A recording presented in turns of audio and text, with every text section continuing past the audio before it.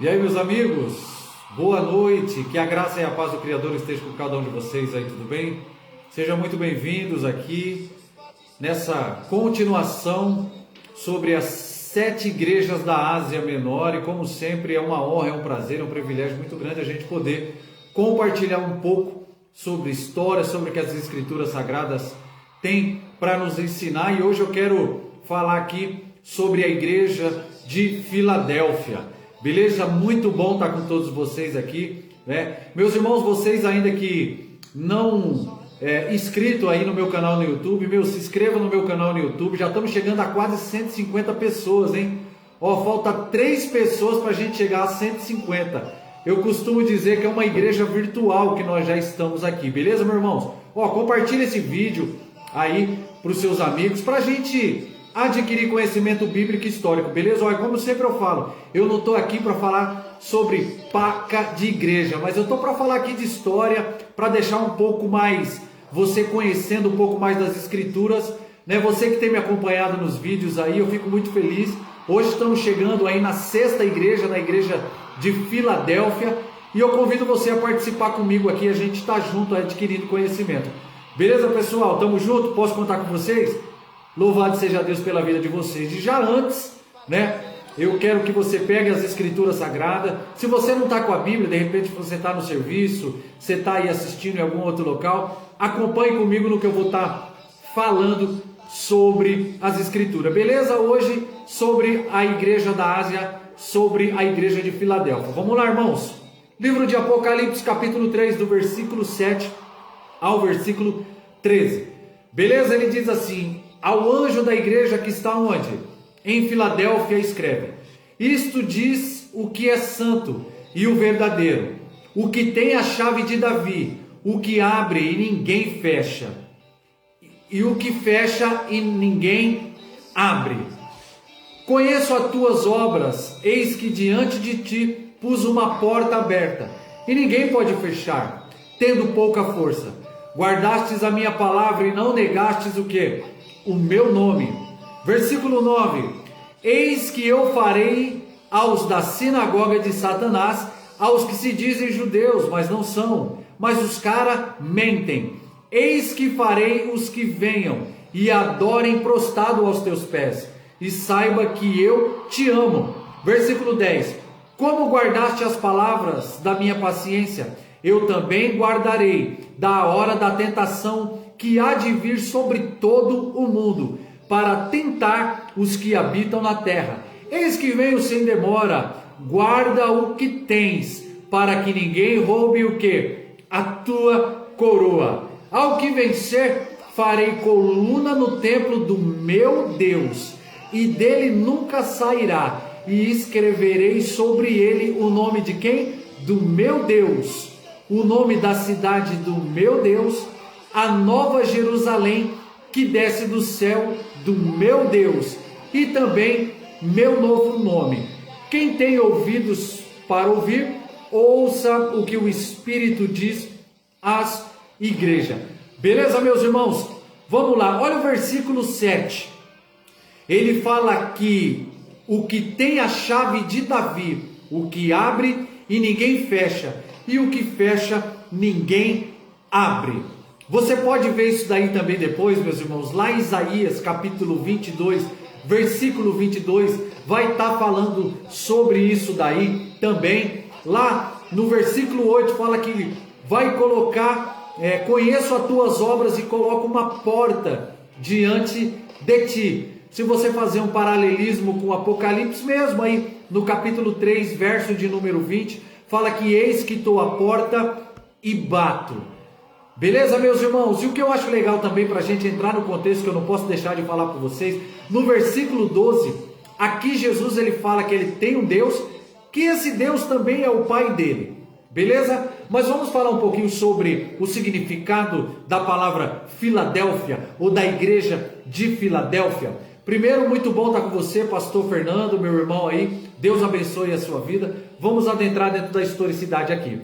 Irmãos, a palavra Filadélfia, conforme a historicidade, ela significa o quê? Amor fraternal. E a igreja de Filadélfia, irmãos, ela foi fundada lá no ano 189, lá antes de Cristo, por Eumendes II. Então ele recebe esse nome, aquela cidade lá de Filadélfia, ela recebe o nome por causa da lealdade, né, que teve do seu irmão chamado Átalo II, Fidelfo. Olha que legal isso daí, né? Então esse rapaz, ou esse rei, ele também foi rei de Pérgamo, né? Esse Átalo II Fidelfo, quando ele já tinha morrido. E olha só para você ver geograficamente essa cidade. Essa cidade, meus irmãos, ela ficava na rota, né, de um correio imperial com a porta para o ocidente, por isso era chamada, né, de Porta do Oriente. Então era um local que estava ocupado atualmente pela aldeia chamada lá de Alacer. Então Filadélfia, meus queridos, ela é uma figura totalmente leal de Cristo.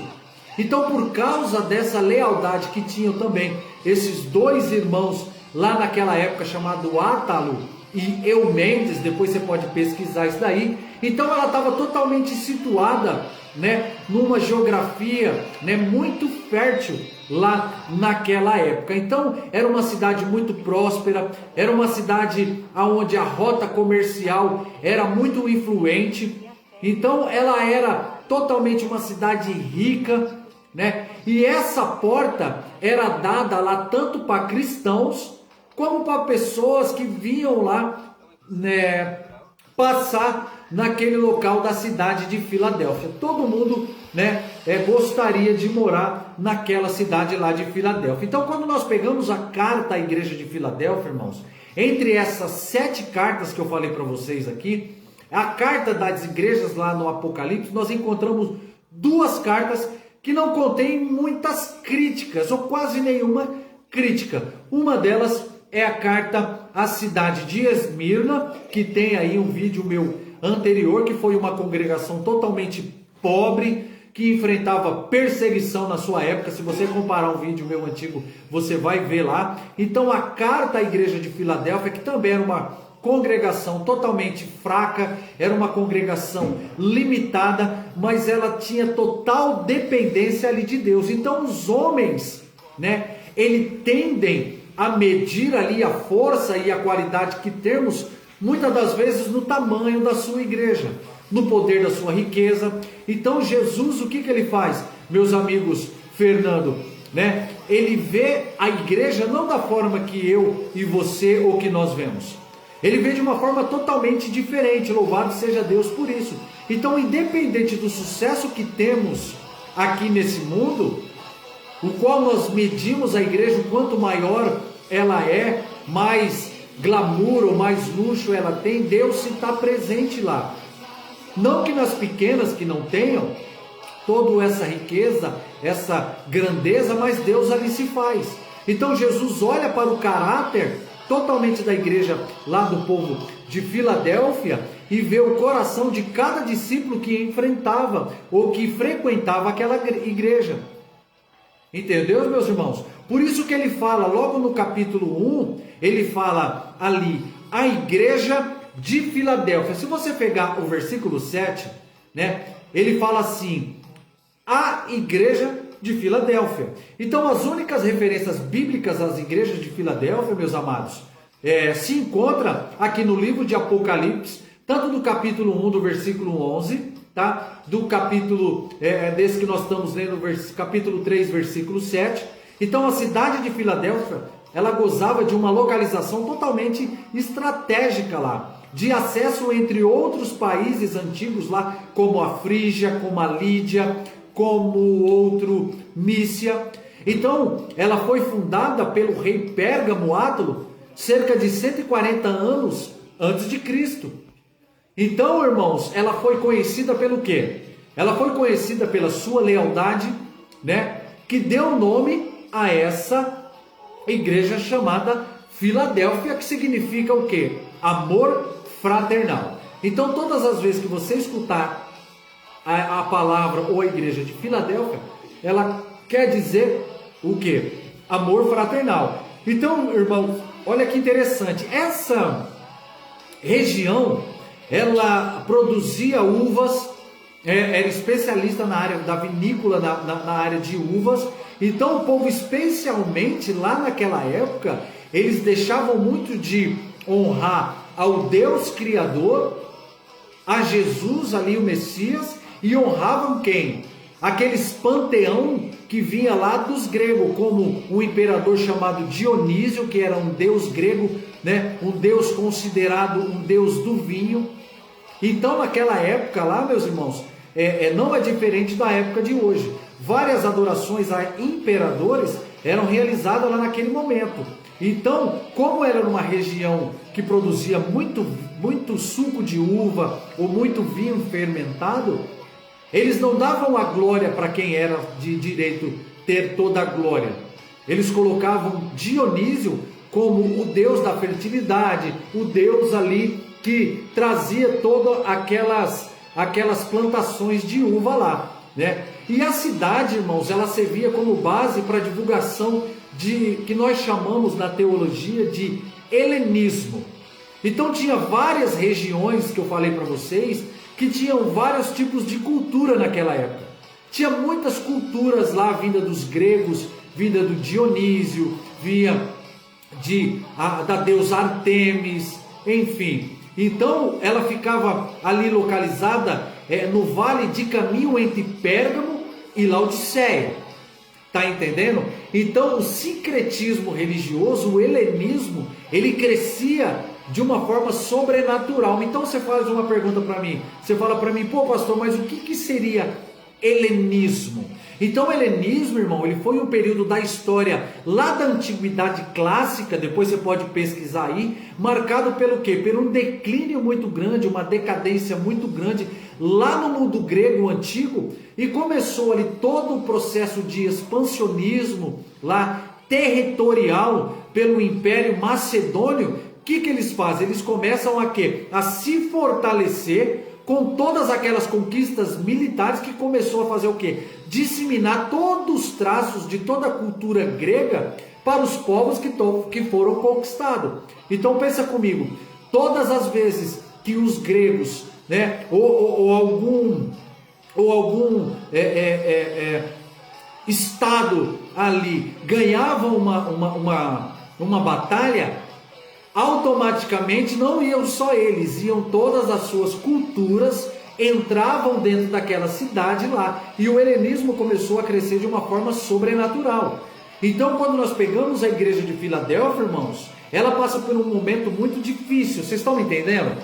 Se você estiver me entendendo, dá um ok aí para me ver que está sendo bem explicado. Então, irmãos, olha só para vocês terem noção. A igreja de Filadélfia, ela foi destruída numa época, lá no ano 17 depois de Cristo, houve um cataclisma muito grande, que foi um terremoto, né? Aonde destruiu muito a cidade de Filadélfia, aonde era uma cidade muito rica, precisou novamente a voltar a estruturar, né? Reerguer aquela cidade, né? Alguns falam que foi por causa do sincretismo, do helenismo, de todas aquelas culturas gregos, cultura romana, do povo romano que estavam lá. Aconteceu esse terremoto. Muitos cristãos naquela época falavam que era a mão de Deus que fez com que esse terremoto destruísse lá vários templos pagãos lá daquela época, né? Então ela foi construída depois, ou novamente começar a ser construído,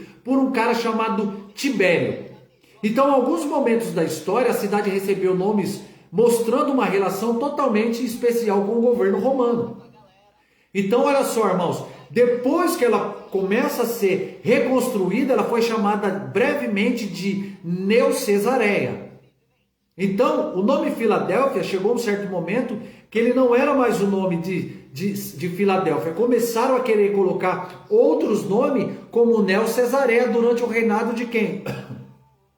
De um imperador chamado Vespasiano. Então isso daí, irmãos, é tudo história que eu estou dizendo para vocês. Então ela foi chamada também, né, de atual cidade de Aserrir, que fica no mesmo lugar, construída sobre as ruínas de Filadélfia. Então olha só para vocês verem que interessante. No versículo 7, irmãos, eu quero tentar falar um pouco de história e trazer um paralelo nesse tempo atual aqui, para que nós entendamos e fazer aqui um paralelo desse mundo, desse tempo que nós estamos vivendo. Olha que interessante. O verso de número 7, ele fala: estas coisas diz o santo e o verdadeiro. Então, nesta carta, irmãos, Jesus não empregou, né, a descrição do capítulo 1 para identificar. Então, o que ele faz? Ele afirma ser santo e verdadeiro, que são totalmente características divinas do versículo 6 ao versículo 10. Então, a santidade de Jesus é uma das qualidades principais ali de Deus. Então, quando essa igreja estava ali, a principal função era mostrar o verdadeiro caráter santo que era os filhos de Deus, aqueles judeus que saíram do helenismo, daquele sincretismo religioso, e que estava trazendo totalmente as características divinas. Se você pode pegar lá Isaías capítulo 6, versículo 3, ele fala para nós que então ninguém é igual ao santo de Deus. Isaías 40, capítulo 40, versículo 25. Então a palavra, quando fala aqui verdadeiro, ela é usada para quê? Para falar que frequentemente, né, além de toda a idolatria que estava lá, tinha pessoas verdadeiras que não estavam se corrompendo contra todo o processo de Dionísio, de Vespasiano, de toda aquela seta maligna naquele local. Então, quando nós vemos essa palavra falar verdadeiro, no Novo Testamento ela é frequentemente usada. É ou não é? Especialmente nos livros lá de João, né, em referência a Deus Pai, Deus Filho, que seria o Espírito Santo. Você pode ver isso daí que eu estou falando aí, meus irmãos. Depois você abre na sua Bíblia ou anota aí depois. Lá em João capítulo 3, versículo 33, João 7, 28, lá em João 8, 26, João 17, versículo 3, 1 João 5, versículo 20, Romanos capítulo 3, versículo 4 a 1, né? 1 Tessalonicenses, né, capítulo 1, versículo 9. Então tem vários versículos aqui enfatizando a sinceridade dele, em contraste com a falsa, né, doutrina que estava sendo enviada pelos falsos judeus lá na igreja de Filadélfia. Entendeu, meus irmãos? Muito bom estar com vocês aqui, meu amigo Fábio, lá de Osasco, meu amigo Bruno, Kaique, meus irmãos que estão aqui, que legal vocês estão aqui. Estamos falando de história, irmãos. É fazer com que as pessoas entendam mais a complexidade e conheçam mais um pouco de história. Então, o que é? E eu acho legal, lembra que eu falei para vocês que ele fala assim sobre a chave de Davi? Então, aquele que tem a chave de Davi, que abre e ninguém fechará, e aquele que fecha e ninguém abrirá.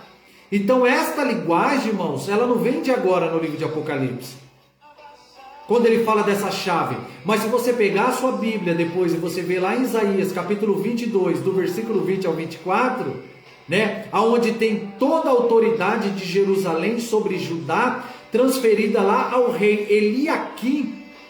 Então, o que ele está dizendo? Não dá para me falar todo o contexto, irmãos, do que estava se passando sobre Isaías capítulo 22, sobre o rei Eliaquim lá em Judá. Tá? Depois você pega, você lê, que você vai entender do que está falando aqui em Apocalipse. Então, o que representa, irmãos, essa chave? Chave, ela representa a autoridade e poder de Jesus, a qual, descendente real de Davi, ele controla todo o acesso do reino de Deus. Então Deus, Jesus, ele tem a chave que quando ele abre, ninguém é capaz de fechar, e a chave que ele fecha, ninguém é capaz de abrir. Então, irmãos, quando nós vemos essa palavra falar que ele tem a chave e que só ele abre e ninguém fecha, automaticamente é isso que acontece. Então, lá naquela época já era desse jeito. Por quê? Porque as pessoas tinham pseudos deuses lá, falando naquela época, aqueles deuses de Dionísio, que não dá para me falar todos agora, que eles, quando eles recebiam uma bênção, ou quando eles recebiam algo que era da parte de Deus, eles falavam que aquela chave, quem deu foi aqueles deuses que vêm lá da Grécia, aqueles deuses do sincretismo. E não é diferente muitas das vezes de hoje, quando Deus ele te abençoa, quando Deus ele abre uma porta para você, muitas das vezes está sendo transferida para outros tipos de deuses, ou para outros tipos de culturas, ou outros tipos de religiões. Não é diferente de agora, porque quem fez tudo, quem nos dá o fôlego de vida diário, é o Criador, é Deus, apesar que tem muitas pessoas que não acreditam, mas nós respeitamos mesmo assim. E o legal, irmãos, que ele fala assim: eu conheço as tuas obras. No versículo 8. Olha, eu conheço as tuas obras. Como afirmando que todas as cartas, Jesus conhece de primeira mão todas as obras daqueles cristãos lá de Filadélfia. Ele fala: pô, eu conheço as tuas obras. E ele fala que eu tenho posto diante de ti uma porta aberta a qual ninguém pode fechar. Então, antes de falar sobre as coisas deles, Jesus, o que ele faz? Ele já oferece total encorajamento aos seus discípulos, aos crentes de Filadélfia. Mesmo sendo servos fiéis, os caras se sentiam fracos e talvez totalmente incapazes de cumprir, os bens e os deveres que o Senhor Jesus queria assegurar da sua fidelidade. Porque não era fácil lá. Então o que Jesus fala? Eu conheço as tuas obras. Jesus fala, eu tenho posto diante de ti uma porta aberta. Irmãos, uma porta aberta, vinda de Jesus, vinda do Criador, quem é que pode fechar, irmãos? Quem é que pode fechar? Ninguém pode fechar.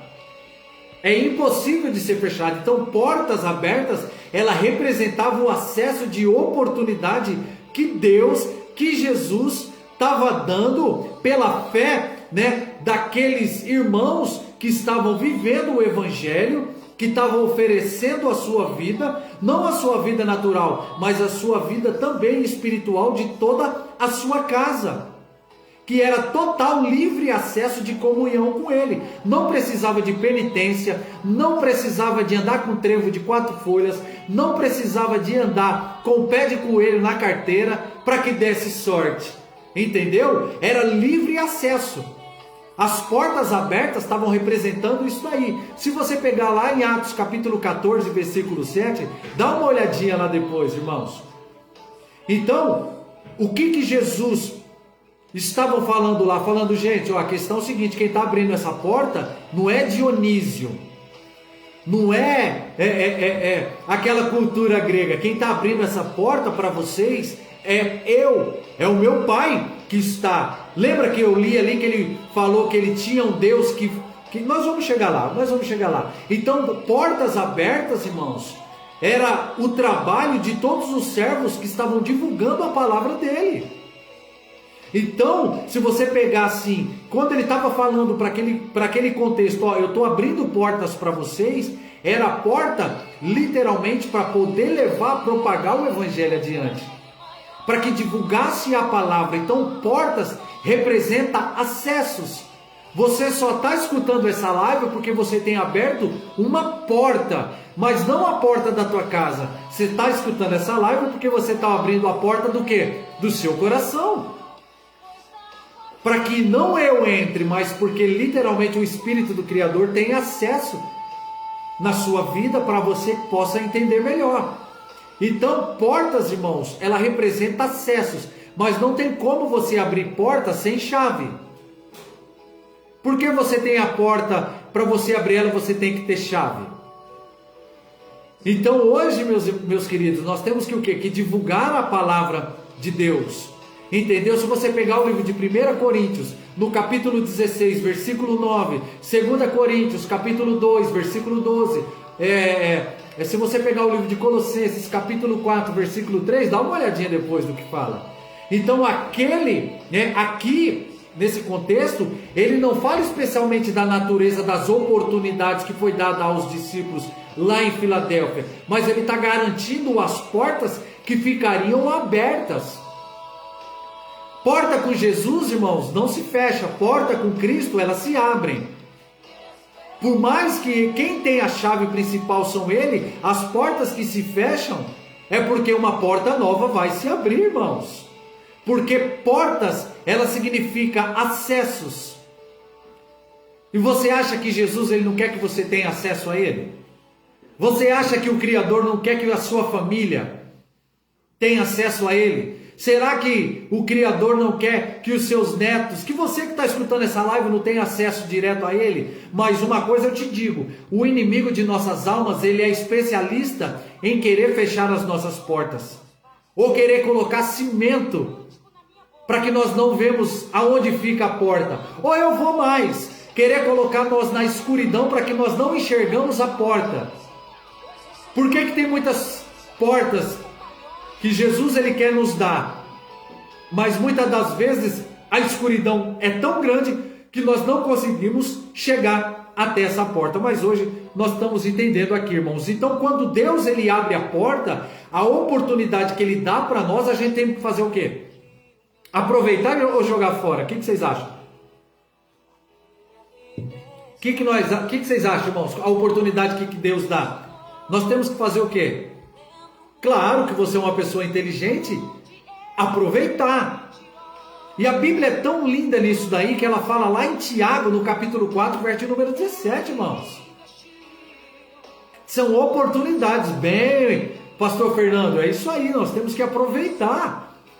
Então, muitas das vezes, irmãos, as pessoas perdem uma live dessa, rica em conhecimento, rica em historicidade, que fala de um jeito bem singular nos nossos corações, e nós ficamos com as nossas portas fechadas, muitas das vezes sem entender o que fazer para ter esse acesso. Mas olha o que ele fala no verso de número 8: que tens pouca força. Então, fraqueza, irmãos, nem sempre sugere pecado. Para muitas pessoas aí acham que estão fracas espiritualmente, está em pecado. Não, irmãos, fraqueza nem sempre ela é sinal de pecado. Então Jesus não condena a igreja de Filadélfia por nenhum erro, condena, mas ele diz que ela tinha pouca força. Então pode ser que fossem em pouco número, ou de uma maneira totalmente limitada na sua capacidade. Então fraqueza, irmãos, não sugere pecado. Muitas das vezes nós estamos fracos, mas não é porque nós estamos em pecado. Então, quando nós reconhecemos as nossas próprias limitações e nossas fraquezas, nós devemos fazer o quê? Confiar mais naquele que tem o poder da vida. E nós temos que entender e depender que a minha força e a sua força, como a força da igreja de Filadélfia, não está no homem, não está em deuses, mas literalmente está, como diz 2 Coríntios, capítulo 12, versículo 9 e versículo 10. Está entendendo, irmãos? Muitas das vezes nós queremos colocar as nossas forças nos nossos achismos, na nossa teologia, na nossa ciência, mas não. Então, como nós vencemos a guerra, irmão? Eliseu venceu os sírios pelo poder de quem? De Deus. Você pode pegar lá no livro de 2 Reis, no capítulo 6, se não me falha a memória, versículo 16 em diante. Por quê? Porque ele colocou ali o seu poder em Deus. Então os fiéis em Filadélfia teriam a sua vitória, mas pela força de Jesus, pela força de Deus, irmãos. Está entendendo? Olha que legal isso daí. Ele fala no versículo ali 8: entretanto, guardastes a minha palavra e não negastes o meu nome. Irmãos, você quer coisa mais linda? Jesus virá para mim e para você na igreja e falaste assim, ó: entretanto, eu sei que vocês têm guardado a minha palavra e vocês não têm negado o meu nome. Apesar de todas as suas limitações, a igreja de Filadélfia, irmão, ela se mantinha fiel e guardava a palavra de Jesus. Aqui eu quero fazer uma notinha de rodapé, eu quero colocar um adendo aqui, irmãos. Quantas pessoas estão literalmente não guardando a palavra de Deus e de Jesus? Quantas, irmãos? Porque se você falar quem quer bênção, todo mundo quer bênção, não é verdade? Salvação então nem se fala.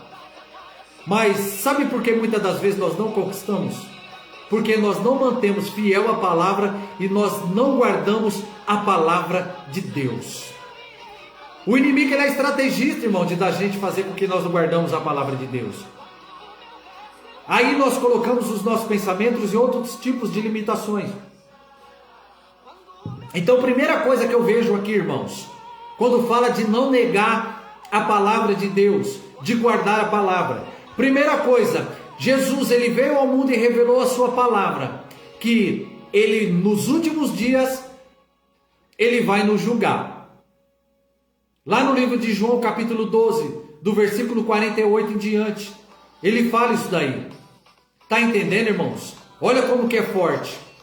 Então, após essa aliança, ou essa nova aliança que Jesus fez, sobre a sua graça ali da cruz, tá entendendo, meus irmãos? Essa aliança, ela entra em vigor. Se você pegar Hebreus capítulo 9, versículo 15 ao 17, Hebreus capítulo 8, do versículo 6 ao 13, ele fala isso daí para nós. Segunda coisa, irmãos, nós devemos obedecer perfeita a lei da liberdade que Jesus deu para mim e para você, irmão. Nós temos total liberdade. Total liberdade. O povo de Filadélfia também era a mesma coisa. Você tem total liberdade para servir o Deus que você quiser. É ou não é? Nós estamos no estado laico. O Brasil, por enquanto é um estado laico. Então você tem total liberdade. Entendeu? Mas nós não podemos confundir liberdade com libertinagem. Entendeu? Há uma diferenciação de liberdade com libertinagem. Então, irmão, Jesus, ele nos deu liberdade. Se você pegar lá no livro de Tiago, capítulo 1, versículo 25, todos defendiam o nome de Jesus e não negavam, irmãos. Hoje é muito fácil negar o nome de Jesus, rapidinho. Ah, Senhor, o Senhor não me deu aquela bênção, eu vou me apostatar da fé, eu vou te negar, eu vou sair. Irmãos, o seu pastor é homem, eu sou homem, o presbítero é homem, mas Jesus, ele veio como um homem, mas ele tem toda a essência de Deus, e nós temos um Deus criador, que ele não erra. Mas olha só, irmãos, o que eu quero falar aqui. O versículo 9, irmãos, é algo muito terrível. É algo muito terrível. Entendeu, pastor Everton? Deus abençoe, meu irmão. Você está comigo nessa live aí, Deus abençoe, irmãos. Mas no versículo 9, ele fala que muitos lá da igreja de Filadélfia, ou alguns, eram sinagoga de Satanás. Muitos que estavam tentando lá, forte essa palavra, irmãos. Então era uma congregação que dentro deles, como a igreja lá de Esmirna, no capítulo 2, no versículo 9, estava acontecendo também, irmãos. Vários pseudos homens e mulheres estavam entrando dentro da igreja de Filadélfia, e juntamente eles eram considerados como sinagoga de Satanás. Então, quando nós pegamos que no livro de Atos, irmãos, que foi as primeiras perseguições lá da igreja, tanto em Jerusalém como na Ásia, que foram feitas ali por judeus, a igreja lá em Filadélfia sofreu com esses falsos judeus que estavam entrando lá dentro. Uma das estratégias malignas é fazer o que, irmãos? Se infiltrar dentro da igreja e derrubar crentes com palavras, com atitudes. Agora eu quero falar bem baixinho aqui, irmãos, não generalizando. Mas quantas sinagogas de Satanás tem por aí, hein? Hã? Tem ou não tem? Está lotado, irmãos. Por isso que eu e alguns outros irmãos faz um vídeo igual esse, tentando explicar de um jeito mais coeso, de um jeito mais contundente, de um jeito mais simplório, de um jeito de mais... que as pessoas possam entender melhor, irmão, a complexidade disso daí. Mas a gente sabe que a luta é muito grande, porque as pessoas muitas das vezes querem acreditar em falsos judeus, em falsas doutrinas, em falsas religiões. E aí, irmãos, a igreja de Filadélfia também estava acontecendo isso lá. Eles são taxados como sinagoga de quê? De Satanás. Mas no versículo 9, irmãos, estou quase acabando, ele fala assim: eis que o farei vir prostrar-se aos teus pés e conhecer que eu te amei. Então, apesar de serem fracos, os discípulos lá de Filadélfia, irmãos, ficariam do lado de quem? Do vencedor. Eles seriam totalmente exaltados acima dos seus inimigos. Pega a tua Bíblia depois, vai lá em Isaías capítulo 60, verso número 14. Porque o próprio Jesus, ele fala: eu te amei. Então os servos fiéis e vitoriosos poderiam reinar com Cristo sobre todas as nações. Você pode pegar lá em Apocalipse 20, versículo 4. Então a glória e a adoração ainda pertenciam totalmente ao Senhor. É do Senhor a glória. Então esta honra de servir, né, de prova pelo amor de Jesus para com seus seguidores, os falsos judeus, eles odiavam, mas o Senhor Jesus Cristo os amava. Eles poderiam falar assim, ó, deixa eu falar um negócio para vocês. Esses fariseus que estão se adentrando aí, os caras podem te odiar, mas eu te amo. Eu te amo, sabe por quê? Porque no verso de número 10, ele fala: porque guardastes a minha palavra e perseverastes, e vocês não desistiram. Então, irmãos, olha só. Os discípulos lá em Filadélfia, eles estavam sendo guardados num período totalmente de provação que estava tendo, irmãos.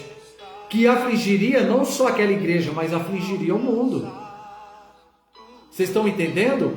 Então pode ser uma referência, irmãos, àquela perseguição que começou, como eu falei, lá no reinado de Domiciano, que causou um terrível sofrimento, morte de centenas e milhões e milhares de pessoas naquela época. Jesus ia estar guardando os seus, mas as sinagogas de Satanás literalmente iam estar perecendo, morrendo. Ah, irmãos, mas o seu Deus, o nosso Deus não é justo? Ele é justo. Porém, irmãos, quando aqueles que rejeitam a Ele e não querem a Ele, você está sujeito àquele que te odeia, aquele que quer acabar com a tua vida, que são sinagogas de Satanás, ou o próprio Satanás. Deus, ele é amor, mas ele é justiça. Então, independente da natureza específica desta provação, o que Jesus faz? Ele promete proteção para os seus filhos, como para a minha vida, para a sua vida, com a vida do povo de Filadélfia, com a tua igreja. Jesus, ele protege, mas nós não estamos isentos de passar por sofrimento. Você está isento de passar por sofrimento, irmãos? A igreja de Filadélfia estava isenta de passar por sofrimento, mas eles estavam conservando e protegendo aqueles a qual estavam dando valor para a sua palavra.